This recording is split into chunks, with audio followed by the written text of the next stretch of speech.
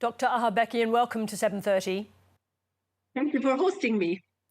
Now, after the chaos surrounding the new aid centres in Gaza over the last few days, do you know if they will be open and if aid will be moving today? We hope that they are opened as soon as possible because people are not only dying from bombardment, but also dying from starvation. The new modality that has been used does not serve the purpose it has been created for.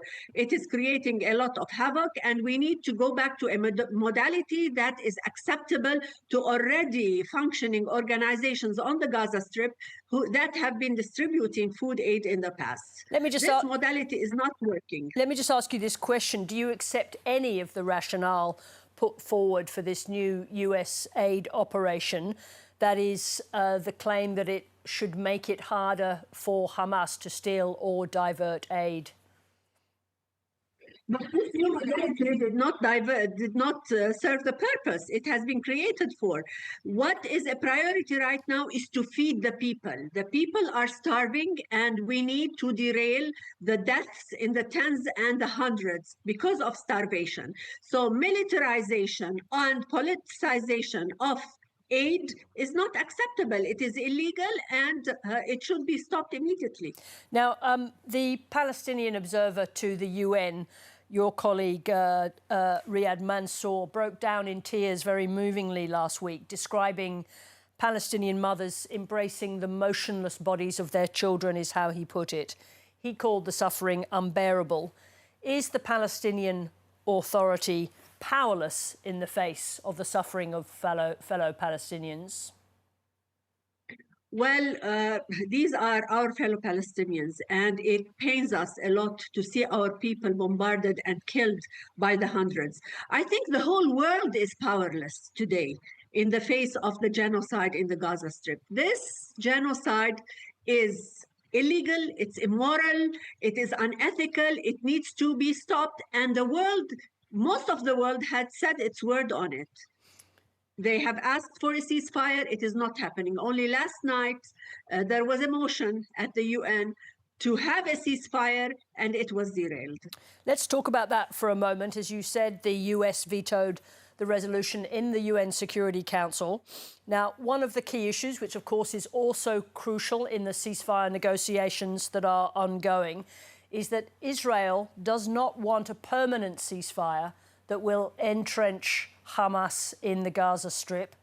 Should Hamas remain in the Gaza Strip? I think first and foremost, we need to understand what are the aims of Israel from all of this war. I think Israel does not want to stop the war, period. Israel does not want to forge peace with the Palestinians, period. We've seen this throughout the last 3 decades, and we continue to see it today. In terms of Hamas, there will be arrangements for what is the future of Hamas or the day after in the Gaza Strip.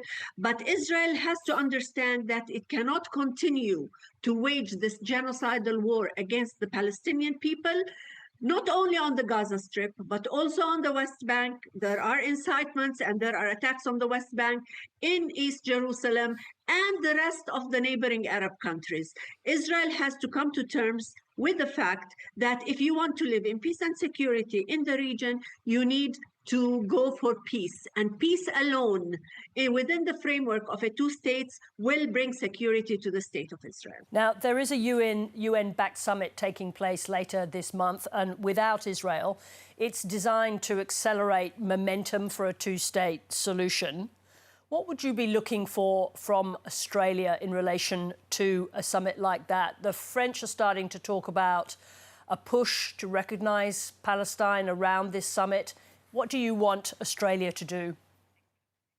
I think Australia, as a freedom-loving country, as a country that respects international law and wants all to comply with international law, needs to seriously look towards recognizing Palestine. That is the right thing to do right now. Several countries will come forward in this conference and will recognize the state of Palestine. And this tells the world that we are really upholding international law. You need to, standing by the rights of the Palestinian people means that you are for international law. And this is what we expect from Australia and other countries who say they are for international law. Now, in relation to that summit, do you expect that France will recognise the Palestinian state? We certainly hope so. I mean, if France is co-sponsoring a conference whose theme or one of its themes is recognition, it's only right that the co-sponsor would have recognized or would recognize the state of Palestine. If France recognizes and this materializes, we believe there will be an opportunity for other countries to rally behind and come forward with recognition. The other thing that has happened is that 2 more dead Israeli hostages were recovered. What is the position of the Palestinian Authority towards the remaining hostages, dead and alive? We believe that a ceasefire should take place immediately and all hostages should be returned. And that is the official position. Do you understand Israel's position with regards a ceasefire, that they do not want to accept a ceasefire that sees Hamas entrenched in Gaza? Well, look, a ceasefire means meeting the objectives of all parties. The objective is today a ceasefire to save lives. A ceasefire to save lives means a halt of all bombardment, a halt of all destruction. And in parallel, it means the release of the hostages. We need intermediaries, mediators to work on immediately ceasing a fire and releasing hostages. And just briefly, amongst the other priorities of the summit that's going to take place in New York is the disarmament of Hamas. Is that realistic? It is at the table, and I think there's a consensus on that from the Arab and Islamic world in general and the world at large, and it would be a step forward. Dr. Aghabekian, thank you very much indeed for joining us. Thank you very much.